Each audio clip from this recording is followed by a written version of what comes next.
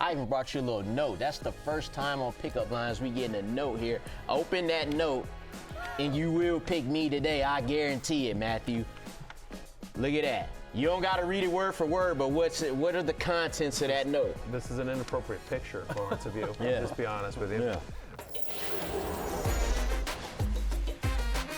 Fantasy Football Happy Hour with Matthew Berry, served by Applebee's. Welcome to the Fantasy Football Happy Hour. Connor Rogers, Matthew Berry, Jay Croucher. Another Victory Monday. It's a Victory Monday. It's probably got to go to the dry cleaners by now. I keep wearing it every Monday. It's a tradition. When the Commanders win, it's Victory Monday. I represent number 5, Faith in 5, and it's a Victory Monday not just for my Commanders, but also for the Grape Slappers in our basketball league. Live at 3 on the cock. This is the name of my basketball team. We both were victorious. Aerotine International. We're still working on gathering our penny stocks. Yeah, it's you guys are a. Don't sleep on us. I'm gonna go ahead and sleep on you. But you guys, whatever. It's nowhere to go but up. That was your mistake in football. You slept on me, and then I did, and then all the worst players in the world went off. Yeah, correct. Did you win this week in our football league? I did. He's having a good week. He's having a good week. I did to backup producer Pete what Connor did to me last week. Yes. Just every single one of my guys went off, and we're going to talk about a lot of them today. Not because they're on my fantasy team, but just so happens like Jaxon Smith-Njigba, and another great game from Derrick Henry, and I just had one of those days where just like every single thing worked, including my quarterback Jaden Daniels. But let's get into that game. Let's get into that the JSN breakout game, as some people are calling it. Before we do have some breaking news on the desk. Oh, that's right. Right as we sat down, Dennis Allen fired by the Saints. He is obviously now the second coach to be fired this year. I mean, listen, it's been a tough go of it for the Saints since basically week 3 at this point, whether it's injuries, whether it's underperformance. Dennis Allen, Matthew, though, it feels like he kind of came into this year as a borderline dead man walking. Now, you know what? I don't know. This is a football discussion, not a fantasy football discussion. I will just very quickly say that it feels weird to me to fire Dennis Allen, and here's why. Like, I didn't think it was that great a coach to begin with, right? But, like, you came into the season with him, and then it just feels like the body of work that Dennis Allen has put together doesn't feel like you should fire him in a season in which he's had defensive players banged up, where, Chris Olave's been in and out of the lineup, loses Rashid Shaheed, Derek Carr has missed, 3 games. I don't, you know what I mean? Like, I'm not the biggest Dennis Allen fan. Like, I honestly don't. I think he should have been fired like 3 years ago. But but you know what I mean? Like, it feels weird. I know what you mean. Right? Like, the why process this doesn't make a ton of sense. Yeah, exactly. I mean, after the first 2 games, maybe that's the problem. Is that after the first 2 games they looked like world beaters, and everyone was just like, could the Saints be going to the playoffs? And now they've just, whatever injuries. It's just been a disaster. By the starting offensive lineman, 11 different missed games. I don't know. I'm sitting here defending Dennis Allen. I don't even like Dennis Allen, but it's just the process just. Yeah, it's just. But you know what I mean. But like, I think it's that he lost the locker room.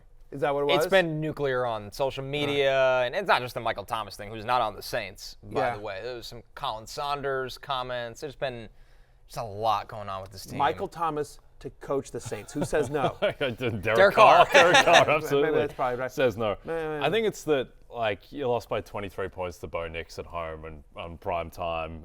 You gave up 51 points to the Bucs in a game where Baker Mayfield threw 3 picks in the same quarter. Like, it just got a little. It descended into fast. The final line. They lose to Bryce Young and the Panthers in a game they really should have won.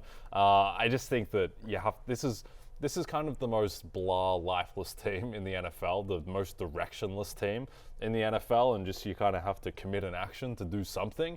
But I wouldn't necessarily put Dennis Allen at the top of the list in terms of people to blame. I think the roster construction is the biggest issue, but perhaps not very surprising after the weekend. Yeah, but makes the Dallas loss to them look even worse. It's unbelievable. They gave up 40. It just keeps Cowboys getting gave worse. up 40 to the Saints. Saints should have started the season 4-0. They should have beaten the Eagles if they don't screw up with the Dallas Goedert play, and then they should have beaten the Falcons. They get screwed at the end there. So I mean, they should have been 4-0. Yeah, now they're 2-7. It's just like you said, the losses they've had is where the problem. And as long as we're just talking about the Saints, just very quickly, scary moment with Chris Olave, gets injured in this game, leaves, tweets out later that he will be fine. We'll track that story, but again, just fantasy impact-wise, it feels like you're starting Alvin Kamara every week, and that's about it. Oof. Yeah. It's a as a team, it just feels like a wasteland for fantasy. They get the Falcons at home this week, and then the Browns at home before they get a bye, as you see it right there. It's that's a tough one. I don't think the Week 15 game against my Commanders is going to get flexed into prime time. No, that seems like a long shot, some would say. And with that, let's jump into. I've been looking for games like Commander games that could get flexed into prime time, and that one's not going to happen. The odds aren't too great on that one. We jump into the Rotoworld Player news, as you were eager to get to, Matthew. The Rams, in an awesome overtime win against the Seahawks, win 26-20. This was just an absolutely wild game. If you're a Seahawk, I feel bad for Seahawks fans. Like that. I won a Super Bowl fairly recently. Yeah, okay. I suppose. I don't know. What an annoying loss if you're a Seahawks fan. I mean, Geno with just 2 absolutely brutal picks in the red zone. He was out of control. The Geno experience. It was the full Geno experience. He was also magnificent on Geno. certain plays. Yeah, it was full on Geno. And you never want to go full Geno necessarily, but he turned up the volume to 1,000. Yeah. The hilarious part is that he did not play a good NFL game. But fantasy-wise, he was great. He heads into Monday Night Football as the 5th best quarterback in fantasy. 3 touchdown passes. He's now had multiple touchdown passes in 2 of the last 3. For the 3rd time in his past 4 games, he attempts at least 10 deep passes. Like they're chucking it deep. Even in a game in which he didn't have DK Metcalf, he now very quietly has at least 20 fantasy points in 3 of the past 6. Jay, it's a little bit like Jameis, which is like the NFL is sort of up and down, but fantasy-wise, we've talked about this Ryan Grubb offense wants to continue to throw the ball. Yeah. I don't think I've ever seen anyone have 363 passing yards, 3 passing touchdowns, average 10.7 yards per attempt, and have a QBR of 20. That's a scale of 0 to 100. Jameis Winston is probably what you're looking for at some point. Exactly. So I think, look, the great thing is that he was able to accumulate all this volume without DK Metcalf. And I think the biggest takeaway from this game, and if you are a Seahawks fan, the reason to have optimism is that it seems like JSN was finally unleashed, Connor. JSN was awesome, and it wasn't just him sitting in the slot and running a 5-yard out and catching the ball and falling down, as you see here from Next Gen Stats. I mean, just the route tree that he had. He got working down the field, Matthew, for maybe the first time in his career. It felt like he was consistently working down the field, and it turned to a monster fantasy performance for JSN. 37 points. He's wide receiver 1 right now. Yeah, but by the way, also look at the line of scrimmage. Look at all the different places he's lining up. They're moving him around as well, which is exciting. And by the way, again, once DK Metcalf comes back, does he get the kind of volume that he had in this one? 13 targets in a game in which they were trailing, and obviously no Metcalf. But still, the fact of the matter is that Jaxon Smith-Njigba, I believe he's arrived. I believe he's arrived. Not in time for me to beat the Grape Slappers, but in time to do it. Weirdly, as you see the top 4 fantasy performances in Week 9, the top 10 fantasy performances in Week 9, it's, you've got JSN at number 1. Mike Gesicki down there at number 10. We'll get to him in a second. We'll talk about him for sure. Yeah, but in this same game was DeMarcus Robinson. So I want to go there here for a second. DeMarcus Robinson, 21% target share. He's now had back-to-back games with 2 touchdowns, which is great. And this is somebody who got hot down the stretch last year as well. I think the important part here, though, Jay and Connor, is he had only 3 targets prior to Puka Nacua being ejected. 6 of his 9 targets came after Nacua had been ejected in the second half.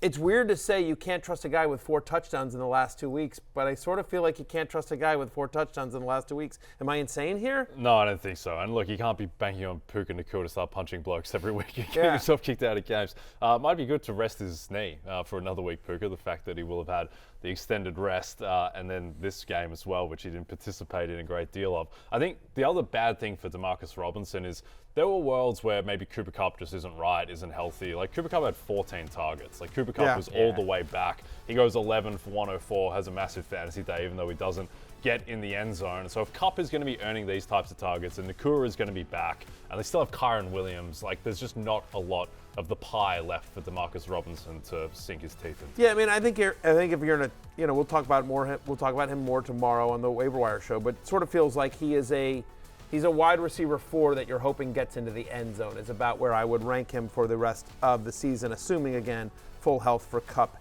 and Nacua. It's worth noting on Kupp, though, by the way, played 93% of the snaps. Last week, just 56%. So just nice to see just like he was out there, to your point. He's fully healthy. He's out there basically on every single play.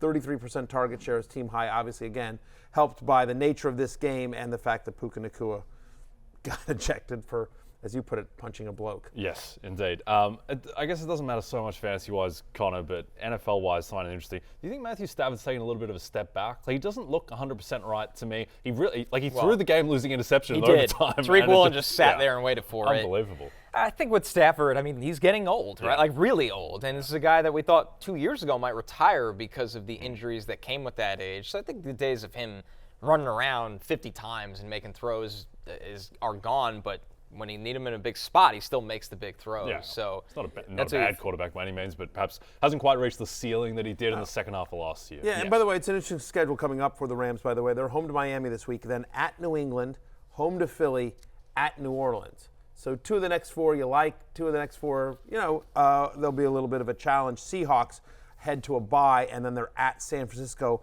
home to a plucky Arizona team, and then at Connor's victorious New York Jets. How exciting for you to be on a Monday and not talk about the latest disaster of the Jets. not the latest disaster. Yeah, I know. It's you guys won. A rare, yes. Yes, that's what I'm saying. What a pleasant surprise for you. I was so excited I missed Friday. Normally on Victory Mondays, I'm sitting here gloating, and you're sitting here trying to explain away the Jets. Yeah, and this time I really don't have to for once. For once. Let's see what happens the next two. Ooh. Robert Saleh to the Saints, who says no. Probably the Green Bay Packers, his current employer. Probably Robert Saleh. Yes, realizing I'm not going to make that mistake again. I'd rather be a DC I already on chose San wrong Francisco once. than head coach of the Saints. But you never know. You never know. Speaking of the AFC East, the Bills beat Miami on a bomb of a field goal, 30-27 in another day, Matthew, for Josh Allen with 3 touchdowns, over 200 yards.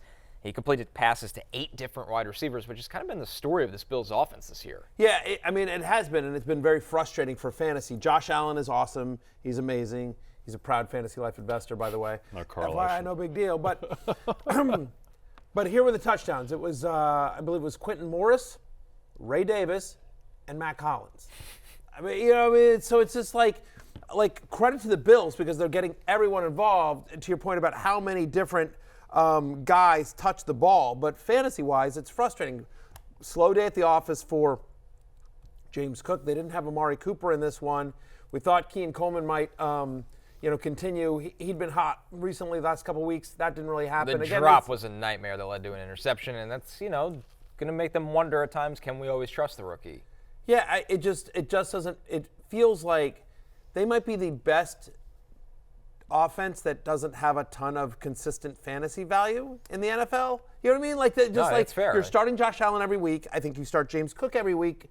You're probably starting Dalton Kincaid just because of the state of the position, but otherwise you don't feel great about there's some PPR 12-team 3-wide receiver league value in Khalil Shakir. And we've seen some spikes from Keon Coleman, and we hope that Amari Cooper gets healthy, and we think talented player on a good offense, but to me, it reminds me of 2 years ago when Mahomes won MVP on that Chiefs team the year after Tyreek Hill leaves, and Mahomes has 5,200 passing yards, 41 passing touchdowns, and you don't feel good about any of the wide receivers. The number 1 wide receiver on the team was Juju Smith-Schuster. Now, the difference is this Bills team doesn't have peak Travis Kelce, and so it's just even more diversely spread. It's also very difficult to predict because a lot of Allen's value so far through the air has just come through yak. Like the Ray Davis screen pass, Ray Davis just takes it to the house. You don't really know where it's coming from. We also have no idea yet how Amari Cooper is going to assimilate fully into this offense and what the ripple effects are on that. So at the moment, it's really like Dalton Kincaid, you still probably have to start him because he's a tight end. And James Cook, you got to start, even though he had a pretty underwhelming game, not getting a ton of work on the ground despite what he did in the previous matchup against Miami. Yeah, so we agree there. One thing I will say is that as good as Josh Allen's day was, it's his 4th straight game with at least 19 fantasy points, it could have been even bigger. He had an unbelievable rushing touchdown that got called back due to the ticky-tackiest. It's a bad call. That was an awful, awful call. So a big day should have been even bigger. A fantasy heartbreak. The other thing I'll just mention let's move to the Dolphins side of the ball here, guys, and I'll start with the positives. Devon Achane is him. Like, he looks awesome. And they're treating him that way, Yeah. which is the most important aspect, Matthew. The fact that he got 12 carries, and then he also gets such an insane volume in the pass game. Mostert is still running really well. Yeah. But Achane in the pass game is what makes him the guy in fantasy. There's been 4 starts that Tua Tagovailoa has made this year, and Devon Achane has a 22% target share in those games. 22% for Devon Achane. Like, those are wide receiver numbers, good wide receiver numbers.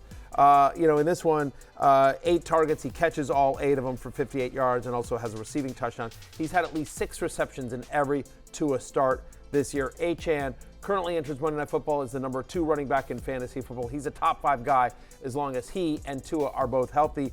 Meanwhile, Raheem Mostert, you see it right there. Like, Raheem Mostert is like still a viable flex because they're running well. It's the only thing on that offense that seems to be working well. You're still starting Tyreek Hill, but this is disappointing.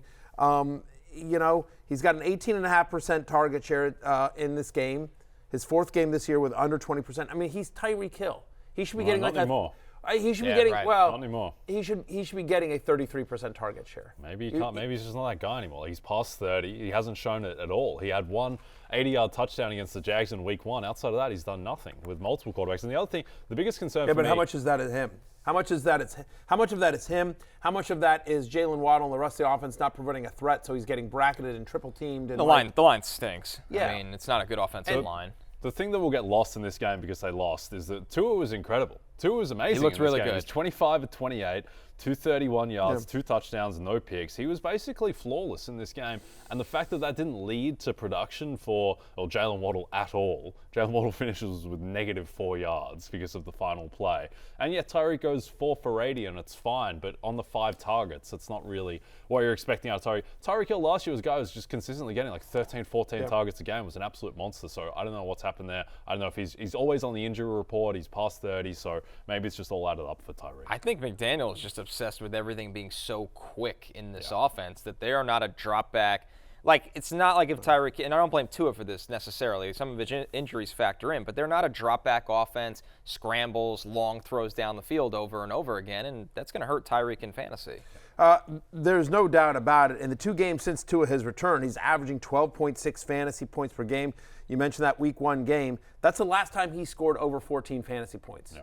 Like Week 1. Like, Tyreek Hill has been, unfortunately, and I don't think it's all him, but he has been a fantasy disappointment, obviously, because of everything that's happened with the Miami Dolphins offense. We can talk about this more tomorrow, but I think you can make a very strong case that Jalen Waddle should be welcome to Dumpsville. Population him. It's unfortunate because we like Waddle as a player, but for whatever reason, maybe it's health, maybe it's the scheme, it's somewhat of the quarterback play, but it just hasn't been there. This is a guy who on Sunday scored a touchdown and still finished with less than 8 fantasy points. That's hard to do. That might be even harder to do than have the kind of numbers that Geno did and have the QBR that he wound up with. Like, to score a touchdown and still finish under 8 fantasy points. Week 1 was the last time he had double-digit fantasy points. He's got 1 game this year with more than 46 receiving yards. That last play was an abomination. By the way, I got a text from my buddy Matt Siegel. Shout out to my buddy Matt, who had Jalen Waddle and lost by 1.6 fantasy points because of all the negative yards running he backwards. caught on that crazy play at the end where they're tossing and everything like that. And to your point, right, exactly. Jalen Waddle finishes with 2 receptions for -4 yards, much of it being subtracted on that lateral. big, Went on that 23 yards lateral. backwards. Yeah, it was just an awful, stupid play that didn't do anything well. But honestly, when you watch the game, Waddle catches this touchdown. He had the big conversion late in the game, but they didn't look for him for the majority of the game. They haven't for a long time. He was a total non-factor when Tua wasn't playing. Now Tua's back and 2 targets. It feels like the target shares go Tyreek Hill, Devon Achane, Geno Smith. I was going to say Geno Smith, yeah. And then you finally get around to Jalen Waddle. In a run-heavy offense. Forget not counting the League of Assholes, where anyone with a pulse gets snatched up. There was a bidding war for Bryce Young this weekend. But if you're in a normal, Vindicated. Yes, exactly. In a normal league, though, if Jalen Waddle was on your waiver wire, are you trying to pick him up? I don't think I am. That's spending real fab. No. To have Jalen Waddle. No, it's awful. Anyway, we should move on. Back to the we should NFC. move on. Very grim. Right? But I mean, it's awful. I feel What's bad. happened to him? Yeah. Speaking of awful, the Yeah. Cowboys lost again. Oh, yeah. Falcons 27-21 in a game where Kirk Cousins wildly efficient, 19 of 24, 222 yards, 3 touchdowns, no picks. He's got 7 touchdown passes and no picks in his last 2 games. The bottom line is right now, Jay, this Cowboys defense they don't have an answer. They're terrible. They might have the worst defense in the NFL when Micah Parsons isn't out there. Now, Parsons will come back. I think they'll get a little bit more respectable, but they just have no prayer whatsoever at the moment. And now they get the Eagles, who are finally seeming, at least on offense, starting to click into gear. Saquon Barkley going up against Dallas, with Saquon's looking like, along with Derrick Henry, the best offensive player in football. Justin Jefferson as well in that conversation, but the skill position players. But I think with the Cowboys defense, like you're just starting everyone with a pulse against them until further notice. Right, and that includes your Philadelphia Eagles. That's who they. I mean, like I would love to. We can't because we're a fantasy show. But I would love to just have an NFL discussion about the Cowboys for the next 20 minutes because it's sorry, but I'm hail the Commanders, hail victory. Like my 2 favorite teams are the Commanders and whoever's playing the Cowboys. Right, I'm not a Cowboys fan, despite the fact that my good friend Aites, CeeDee Lamb, plays for them. Obviously, I love Aites, but. I mean, I don't know if you're Jerry Jones, what do you do? Because by the way, they were all jokes aside, they were right to commit to Dak Prescott. They were right to pay. It was the only thing they could do. It was right, given where the situation, given the state of the quarterback, and they were right to pay Dak. They were right to pay CeeDee Lamb. They're going to be right to pay Micah Parsons. But like they're now pot committed to these 3 guys, and the rest of it's a disaster. Look at their upcoming schedule. They're 3-5 on the season, guys. And here's their upcoming schedule. Eagles, Texans, Commanders on the road, and then they're home to the Giants. By the way, they beat the Giants by 5 points a few weeks ago. Like, I don't think that's not a gimme. That is not a gimme. That is not a gimme. You look at their upcoming schedule, like, I don't see how this team makes the playoffs. I don't think. No, the playoffs are gone. Jay, is there a chance that Week 15 is the first game they're favored when they play at the Panthers? They'll Are you going to be favored against against the Giants? They'll be favored against the Giants, but outside of They're that, and I mean, if the Bucs have everyone back by Week 16, there's a chance even at home they may not be favored in that game. They probably will be, but I mean, it's unbelievable. Like this team was a 7-point favorite in a playoff game last year. That didn't work out so well for them against the Packers, but I just think that they're so top-heavy, and the roster is so top-heavy that when you start losing anyone, like I think Micah Parsons just covered up for a lot of sins on this defense, and it kind of the only guy who's on the Cowboys whose kind of rating has gone up in the past month is Micah Parsons because they're just a complete mess when they can't get pressure. He should be in the MVP conversation because of how bad the Cowboys defense looks without them. They keep giving up tons and tons of points. It's unbelievable. Go ahead. The problem is that Parsons played against the Saints when they gave up 44 points in week 2. Like they're just, even with him out there, it's just all over the place. Things are grim for the Cowboys right now, and we got to hear from Dak just on the overall mood of the locker room after the game. Obviously frustrated. Obviously, I feel like I said that last week, disappointed. Felt like we could get this one. Felt like this was a great one set up for us. And didn't get it done. For me to experience this, have this, add to the injury, CeeDee getting banged up a little bit during the game, tough. And to make matters worse, the Falcons tweeted, "Tough week to be a Yankees fan." Yeah. With the Cowboys score. I mean, That's good. When the team that lost being up 28-3 in a Super Bowl can troll you on social media, You're down horrendous. You're down bad. You are down pretty bad as well. Just to clean up this game now from a fantasy football perspective, to add insult to injury, as bad as it's been for the Cowboys, they're 3-5 and they go into a brutal stretch of their schedule. Dak Prescott left this game at the end of the third quarter with a hamstring injury. He's getting an MRI today. We'll find out the results of that. We'll talk about that tomorrow. We don't have any news as of right now. And CeeDee Lamb left with that shoulder injury, but returned, but it sounds like it's an AC joint. I don't know. Sometimes players get hurt. They come back in because they're filled with adrenaline, and then, they get under the scope, and they're like, it lingers. So, you feel nervous about these guys.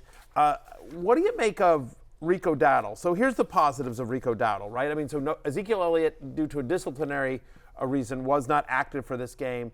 I sort of hope that, I don't want to say hope, but like, if you knew Dowdle was going to get this kind of work, like reasonably productive, right? Plays 72% of the snaps, handles all but 3 of the running back touches in this game, catches a touchdown pass in this one. Still hasn't run for a touchdown this year, but weirdly does have, I believe, 3 receiving touchdowns on the year.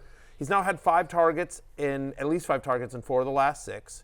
He's had at least 19 fantasy points in the 2 games where he gets 15 touches. When he gets touches, he's productive. And on a team that's flailing around, maybe, especially by the way, if Dak Prescott misses time, maybe they go more run heavy with Rico Dowdle. Yeah, I mean, his path to value is that he's on a bad team at the moment, and if they're trailing, then he can produce value through PPR scammery. And that seems very viable at the moment, particularly if Zeke isn't going to be part of the picture. So Dowdle, again, like, you can't be super excited about picking up Rico Dowdle, but at the same time, like, he could be a low-end RB2 if he's going to be the lone guy in Dallas. Just to put a wrap on this game, Detective Drake London, friend of the podcast, left the game with a hip injury as well after his touchdown catch. No word if he did, in fact, mutter bird up when he did that, but hopefully Drake will be okay. He posted something on social media that seemed to indicate that he will be, but again, players say they'll be all right, and then you find out, actually, you're going to be out for a month. So who knows with Drake London. Hopefully he can come back. They're at the Saints next week, so they don't have a bye for 2 more weeks, right? They're at New Orleans, at Denver, and then they've got a bye, the Falcons. Kirk Cousins is Kirk Cousins. Like, it doesn't matter what uniform he's wearing. He's Kirk Cousins, top 12 quarterback. As we entered on Monday Night Football, Kirk Cousins, who played very well, is QB 13 in fantasy football. I mean, like, it just like that. He doesn't run, but he's throwing very efficiently, plays well, and it's I think he's maybe the quarterback most in the entire NFL who is dependent on the level of defense that he plays. Like, you think, like, week 1, he's just completely not viable against the Steelers, where they have a pass rush, they have an elite defense. He's just a sitting duck for TJ Watt. But if he has time in the pocket, he's gonna dice you up. He's still a very good quarterback on that front. Just when teams and pass rushes make him move, then it all falls apart. But like, he doesn't have that many scary defenses left on the schedule anyway. Darnell Mooney benefits from that. I was just gonna say, and part of it is it's not only the defense he's facing, but it's all give him some weapons, right? Because we know Drake London is elite, and Kyle Pitts is starting to finally make good on all that promise that we saw coming out of college. But how about Darnell Mooney, who earned 9 targets in this game, 5 for 88 and a touchdown. He's now had back-to-back games with at least 18 fantasy points. He's got 5 receiving touchdowns so far on the year. That is a career high, and it's his 3rd straight game with at least a 20% target share. He is earning targets. Targets are earned, and he's finding himself open, and Kirk Cousins is looking for him, Connor. He really is. I mean, especially when London leaves that game in the first half, it just becomes the Darnell Mooney show. But even when London's been on the field, he's been wildly consistent for this Falcons passing offense. All right, let's move over to Jacksonville against Philadelphia. The Eagles win 28-23. Obviously a good day for Hurts. Pretty good day. It's crazy, by the way. Like, this was the game that the NFL, I mean, like, whatever. It made sense at the time, but, the Sunday night game was, this was what was supposed to be the Sunday night game last week, was last night. And they flexed out of that game for Colts-Vikings, which Delivered as Colts-Vikings promised to. Was, I'll tell you what they wish they had was that Saquon Barkley hurdle, which is out of this world. And the Devontae Smith catch, which the ridiculous highlight reel one-handed after catch. highlight reel. Unbelievable. It ended up becoming a very fun game here. I was rooting for Doug Peterson, would have liked to have seen him beat his former team. Tough stretched out. They had a chance. They had a legit chance. They should have won the game. They had first and 10 at the 13 with 1:42 left. Why are we throwing, like, jump balls with that time? I don't understand why coaches don't get this. Like, why are you throwing the ball there? There's 1:42 left. Yeah, you can control the clock. The end goal is not just to score on that drive. The end goal is to win the game. Correct. And you need to kill clock. Like, what do you think, if they caught that ball, what do you think is going to happen? Do you reckon Jalen Hurts isn't driving down the field to kick a field goal with 1:42 against and timeouts Jacksonville's left? defense? Against Jacksonville's defense? Bad awareness. You needed to take time off the clock. Why are we throwing risky jump balls? It was very, as someone who wants Dan Quinn to win Coach of the Year and wants the division, I was very upset that they mismanaged that. It's very, very frustrating as well. It does feel like that the Eagles are somehow winning in spite of themselves, if that makes any sense. It does. Like, does. they should not have. That game shouldn't have been close. Yeah, Sirianni. The Eagles are such a significantly better team personnel-wise than the Jaguars, right? Jaguars are on the road. They're hurt. They're beat up. Like, A lot of injuries. Like They're up 22-0. the game should not have been close. And to your point, like if Trevor Lawrence doesn't throw a duck with some more competent coaching on the other side, like Jaguars probably win that game. Like we said at the top, though, the massive story of this, Saquon, 27 carries, 159 yards, and a touchdown on the ground. He also had 3 catches for 40 yards and the touchdown, the longer touchdown. We got to hear from Nick Sirianni on the after the game, not just on Saquon's performance, but that insane hurdle. What I think is so cool, there's going to be kids all over the country and all over Philadelphia. I really think about that, trying to make that play and talking about that play and like simulating that play as they play backyard football or pee-wee football. Like, they ain't gonna be able to make it because that play is, I think he's the only one in the world that could do that. I thought it was I'm speechless. Like, it was unbelievable. Just when you think you've seen everything on the football field, this happens. Art but make it sports, which is just an incredible account with its closest comparable. Yeah, it's just a kind of play that sort of defies description and gravity. Somebody is going to get hurt trying it, that's for sure. Well, and the crazy part is that it's not like he was just running in a straight line and then turned around and did it. No. That comes like after this unbelievable spin move and like the degree of difficulty of doing that. Period. Let alone in pads while being while juking to the side and being chased by 3 other guys. Anyway, all hail Saquon. You see it there on your screen. He's the number 1 running back in fantasy. Not a surprise as he heads into Monday Night Football. He'd be if you drafted today for the rest of the season, he's the number 1 pick. He's been nothing short of phenomenal for the Philadelphia Eagles. All the concerns that happened in the preseason about hey, are they going to dump off to him as well? Like, is he going to get touchdown stolen by Jalen Hurts? That asked and answered. Unbelievable season for Saquon, and and good for Jalen Hurts, by the way. Like, this is what they're becoming. We're going to pass when we need to, but we are a run-first team, and it's working. Hurts' 4th straight game now with at least 21 fantasy points. But the thing is, Matthew, is that as much as you're right, those were the concerns coming in, that Hurts was going to vulture touchdowns and he wasn't going to get dump-offs. It's like, Hurts is vulturing touchdowns. Hurts has more rushing touchdowns than Saquon. He's not really getting dump-offs. He only has 20 catches on the season, and he's still doing all this. Right. That's what's It's completely insane. So there's upside. And those were things that I think I had him at running back 5 in the preseason. Like, I was, I certainly wasn't higher on him than consensus. I had him about consensus, and it was and I expressed those concerns, and I was both right about those concerns, and then also. But they don't matter. He's on pace for 2,000 rushing yards. He's unbelievable. I think he's almost gone a little under the radar in comparison to Derrick Henry, because Derrick Henry, I think, has had the louder moments in prime time. Yeah. Saquon's had a couple of weird plays as well, like the drop against the Falcons, which probably cost them the game on that screen pass. He had a strange fumble in this one.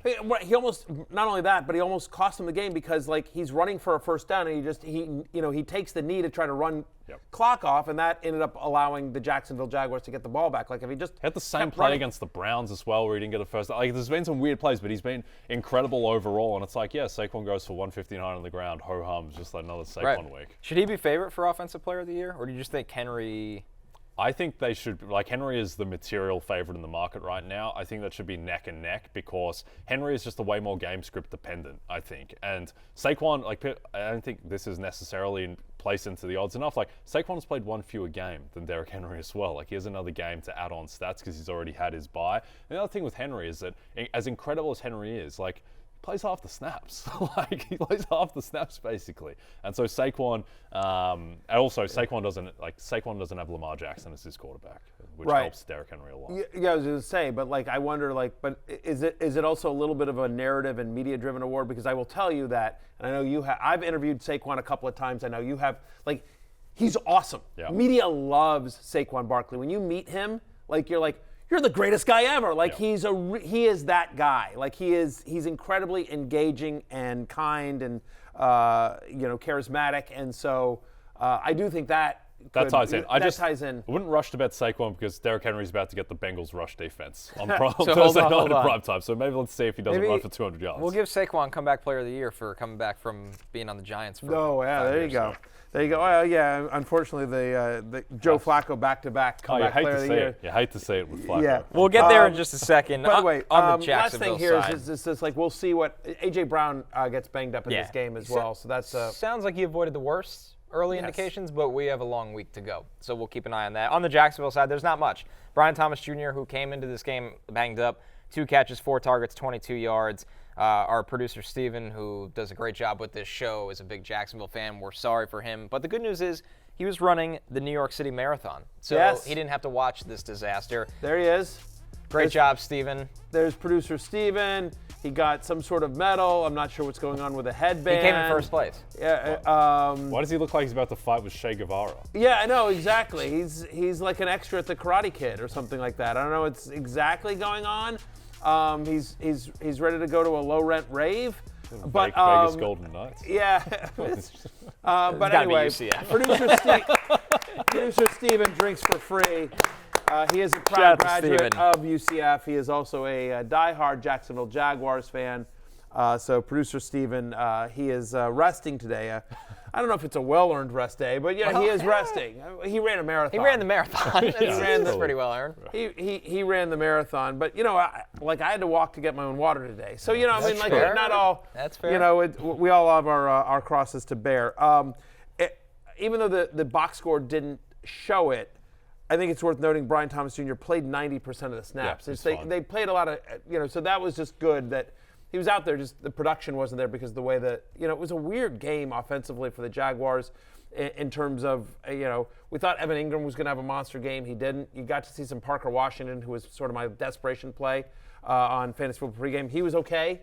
Right. But, it was just a weird game all around for the Jaguars. But better days are ahead for Brian Thomas Jr. Our final game here, of course, Sunday Night Football, where the Vikings handle business against Joe Flacco and the Colts 21-13. Sam Darnold, it wasn't always pretty, but he ends up in fantasy with 3 touchdowns, Matthew. And a lot of the passes seem to go to Justin Jefferson. Yeah, I mean, Sam Darnold looked great. Listen. Did he though? He didn't look great, but he Second half. did enough. He was much better in the second half than he was in the first half. First half was very Nick Mullins-y. Yeah. But he's now got multiple touchdown passes in 6 of 9 games so far this season, at least 18 fantasy points in 5 of the last 7. Season highs, ultimately, Jay. Ultimately, in this game, he winds up with season highs in completions, attempts, and passing yards. So, yes, I do think in the second half, I thought he did just enough. Like, are there plays that he would like back? He did not look great in the first half. I get it. But listen, if you've been riding Sam Darnold, I think you feel good about it, especially when look at their upcoming schedule, right? They're at Jacksonville next week. You like that? At Tennessee, solid defense doesn't scare you. They're at the Bears. That's a tough place to play. But then they're home to Arizona. Arizona's a plucky defense, but again, not one where you're just like, right, exactly. So here's the as you see it here, upcoming schedule. The fantasy playoffs are kind of interesting here as we start looking towards the trade deadlines and fantasy leagues coming up. Fantasy playoffs, they play the Bears on Monday Night Football in Week 15. They're at the Seahawks in Week 16. You like that matchup, but then home to the Packers in Week 17. So it's a little dicey. Yeah, it's strange with the Vikings. They didn't look great last night. It wasn't a super impressive win, but I think they're going to be favored in their next 8 games. That's just the nature of the schedule. And also, Lions might have the 1 seed clinched by Week 18, so they may just be favored in every single game the rest of the season. Despite, they're a good team. I don't think they're a great team though. Yeah, Aaron Jones was workmanlike, didn't have a huge game here. Justin Jefferson doing Justin Jefferson things. To me, I think the biggest thing, obviously, was the return of T.J. Hawkinson. In his first game back, guys, 63% route participation. He actually ran a route on 78% of his snaps. So when he was out there, he was running a route as well. Josh Oliver actually ends up with a nice game, the other tight end there. 558 and a touchdown, but you have to figure that as Hawkinson gets back into the flow of things, some of the work that went to Oliver is going towards T.J. Hawkinson. All right, let's talk about Flacco. He was atrocious. You've been waiting he too long. was horrific. How long have you been waiting We for are this? so excited for this one. So good. The floor is yours. When he missed the dump off, he missed multiple dump off passes on 3rd downs. What are you doing? He had one for your bet for Jonathan Taylor that's wide open. Yeah. All the time in the world. And you would have cashed it. It was like in the first quarter. Yeah, Would have been over. So, that was my best bet on Football Night in America was Jonathan Taylor over 15.5 receiving yards, which, again, given his nature to dump off, given Taylor's usage, and the way the Vikings bring pressure, I thought, Yeah. this feels pretty good. He had 5 targets. He was second on the team in targets. Yeah. Why isn't he out there at the end instead of Trey Sermon as well? Trey Sermon was getting the yards. Trey Sermon caught, when they were on that last drive, they finally dump it off to Trey Sermon. By the way, there was another one that could have cashed the bet where they threw it to Jonathan Taylor and he just dropped it. Yes. It just hits him in the numbers. And I'm just like, The curse. That's it. It wasn't meant to it's be. the curse. If you told me Jonathan Taylor was getting 5 targets, you'd been like, of course he's going to get 15 and a half receiving yards. Yeah. He had 11 on the He's very at first 2. one, and then because the Colts can't block, he loses 4 in the second one. Anyway, I was very, very frustrated.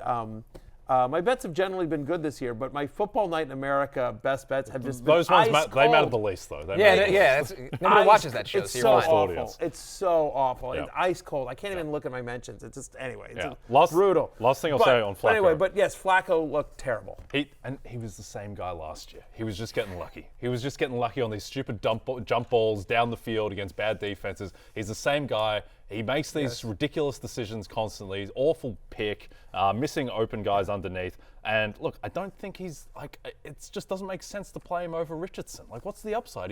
He's better than Richardson. He's not that much better. This team's not winning the Super Bowl. Just put Anthony Richardson in there and see what he has. Well, the sell was that he's going to win them enough games to make the playoffs, and you watched last night, and nobody feels that way anymore. So they might be back to Richardson in 2 weeks. The only argument for not going back to Richardson is just sort of the Mac Jones argument, which is how much of this kid's confidence do you want to? Because look at their upcoming schedule: home to Buffalo, at the Jets, home to Detroit, at New England. Those are 4 very good defenses in a row. And my point is you already benched him and you hurt his confidence. Now if you bring him back and he struggles for another stretch, then it's just are you messing up you know what I mean? You're better off throwing Joe Flacco out there and throw him to the wolves. I want Flacco out there. I want him getting pummeled like a grape over and over again, and then we bring Richardson back in after they get crushed by the Lions. But it's just it's tough. I don't know that there's any takeaway here, even in a game in which was a great matchup. Josh Downs only 6 for 60. Taylor and Downs, I feel like, are the only guys you can feel comfortable in starting with the Colts going forward. Again, when you think about this upcoming schedule, it's tough. For people that were hoping for Flacco magic again, the way he had last year with the Browns, that's not going to happen. I don't think Pittman or Alec Pierce or any of the other complimentary Colts players are viable. Some notable injuries we're tracking from Week 9, and we will continue to update you on throughout the week. Caleb Williams is dealing with an ankle. Dak Prescott with that hamstring. CeeDee Lamb with a shoulder injury. A.J. Brown left the game with the knee. Thought he would come back in the second half. When he came out with the team, he ended up not playing, went back in. Drake London left the game early with a hip injury and did not return. Chris Olave with that awful concussion. Hoping for the best for Chris Olave and his road to recovery. Keon Coleman with a wrist injury, who also had a brutal drop turned interception in that game. So a tough outing for Keon Coleman. We'll keep an eye on all these injuries throughout the week. But guys, some big news. The show goes on the road. On the road again. Houston, we're coming. We're coming to you, baby. We will be live. Okay. Once again. You heard me. You heard me. Houston's terrified right now. Well, you don't think anyone's going to cut that up, do you? All right, look, we are going to be live at an Applebee's in Houston, Texans, 2959 North Loop West in Houston. I think it's near the Galleria as well. Always a great time. Listen, Pittsburgh showed up. Philadelphia showed up. We have waited to get to my home state of Texas, Mom and Pa Barry. My parents will be there. If you want to see where the hell I came from, come out to Applebee's. Admission is free. Doors open at 9:30. Fantasy football pregame from 10 till noon Central Time, all the way up to kickoff. Come see us at Applebee's. We're taking our first break. When we're back, we have more player breakdowns and Weekend Warriors and Sunday Scaries right after this. I'm going to have my standard of play, and I'm going to have my idea of the standard of what we should live up to as an offense and coaching staff and myself and everybody. And when I feel like we live up to it, I'm going to let us know. And when I feel like we don't live up to it, I'm going to let us know too. Weekend Warriors. Joe Burrow was one. That was him after throwing 5 touchdowns. Yes, 5 touchdowns. But Joe Burrow wasn't the only Cincinnati Bengal to have a standout day. A lot of Bengals did, but notably Chase Brown, Matthew, with a good call on fantasy football pregame. Take a listen. 100 yards and a touchdown for Chase Brown. There Get out of your shot, Matthew. Very cinematic. So you can Come on in, drink it in, America. You're still in it, George. Drink it in. Drink it in. Come on in, the water's fine.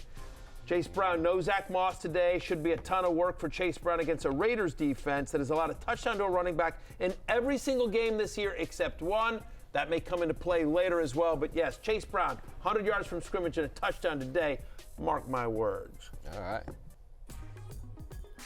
Bengals fantasy leaders against the Raiders, where everybody ate, including Joe Burrow and Chase Brown, but also Mike Gesicki with a 100-yard, 2-touchdown day, Matthew. Yeah, we talked about him, and we talked about him on Fantasy Football pregame about the numbers that he gets, the target share.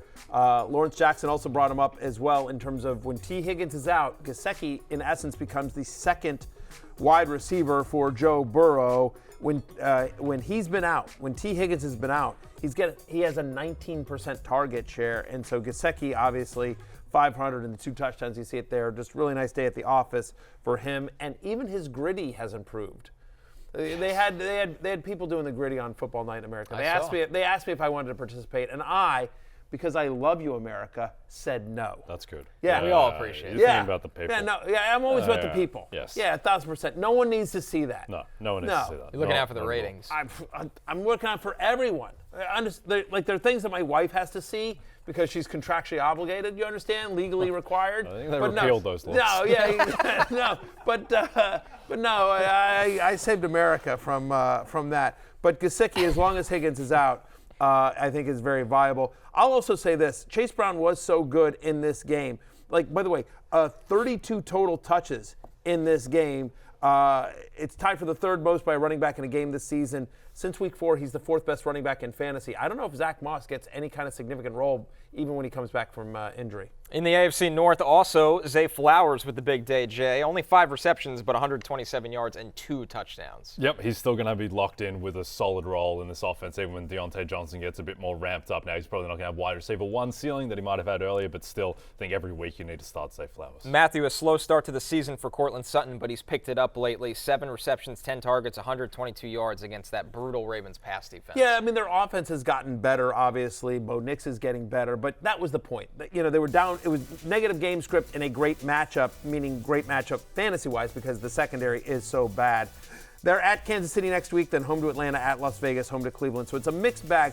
I think Courtland Sutton is more matchup dependent. Not going to love him on the road at the Chiefs next week. But I do think there are going to be weeks where he's very viable. He's very quietly had at least 15 fantasy points in 4 of the last 6. Second straight game with at least 100 receiving yards after, as you pointed out, weeks 1 through 7, none.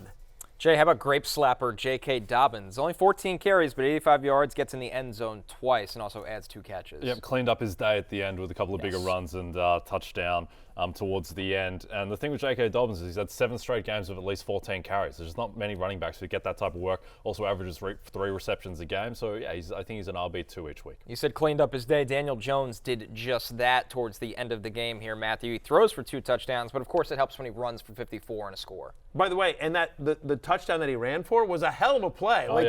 He took a couple of defenders on, and we were all watching in the screening room like, whoa! Like Daniel Jones, just barreled into him.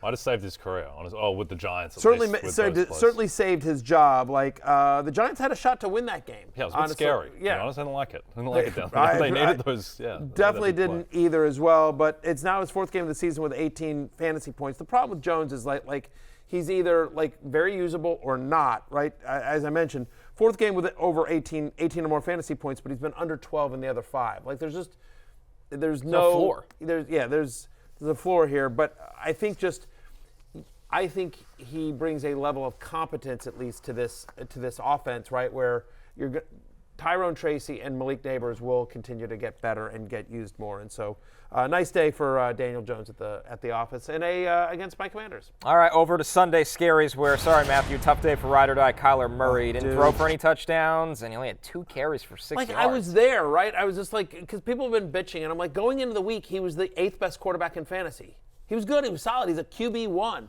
Like, he's doing a lot better than a lot of the guys that were drafted ahead of him or around him. You know, you'd much rather have him than Mahomes or Dak Prescott or some of these other guys, right? Anthony Richardson, thank you very much. C.J. Stroud, better than C.J. Stroud, who went ahead of him. But then this was just I don't know.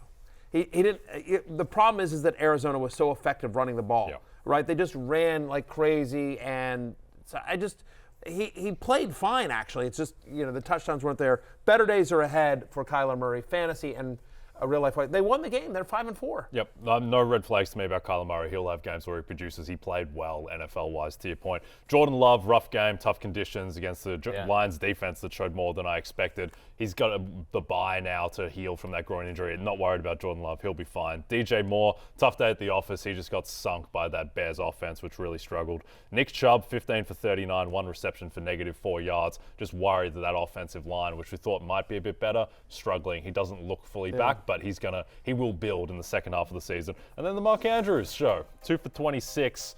Just don't know what his role is. Just when you week to week thought we in the were back, offense. we're out again. We're taking our last break. When we're game back, in which they put up a ton of points too. Right. Last call is coming right up. We'll get you our favorite bets for Bucs Chiefs right after this. DraftKings Sportsbook is the #1 place to bet touchdowns, and new customers can bet $5 and get $200 in bonus bets instantly. Download the app and use promo code Barry when you sign up. DraftKings Sportsbook, the crown is yours. It's time for last call. Let's take a look at the most bet Monday Night Football props on DraftKings, and how about a buffet of Cade Otton? Everyone loves Cade Otton. Receptions, alternate receiving yard lines. More alternate receiving yard lines. And then Kareem Hunt, rushing attempts, over 16.5. Jay, what do you like in this game? Taking Patrick Mahomes over 249.5 passing yards. I think that he has quietly turned the corner. He had 331 against New Orleans, 262 against the Raiders. The Bucs pass defense is atrocious. Players have been going over consistently against the Bucs, so Mahomes over. And by the way, because of that, I'm also taking Mahomes over 1.5 passing touchdowns. Bucs have allowed 4 touchdown passes in 3 of the last 4. Mahomes has 38 or more attempts in 2 of the last 3. And I hope DeAndre Hopkins is the one catching them from over 3.5 receptions. Bucs secondary is no good. They want to get Hopkins involved, especially as a possession guy. All right, Chief up. All right, listen, that means it's closing time. You have to go home, but you can't stay here. For Jay and Connor, I'm Matthew. It's Victory Monday. We'll see you tomorrow, producer Steven. Peace out. Hey, it's Matthew Berry from NBCSports.com and Rotoworld.com, and I want to thank you so much for watching whatever it is you just watched, or if nothing else, being too lazy to click out of the autoplay after this video started, after whatever it is you actually wanted to watch finished.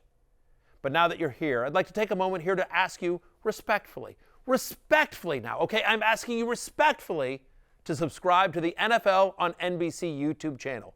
You'll get the latest Rotoworld fantasy news headlines, all sorts of great shows, including my own Fantasy Football Happy Hour. So go subscribe now. Again, I'm asking respectfully.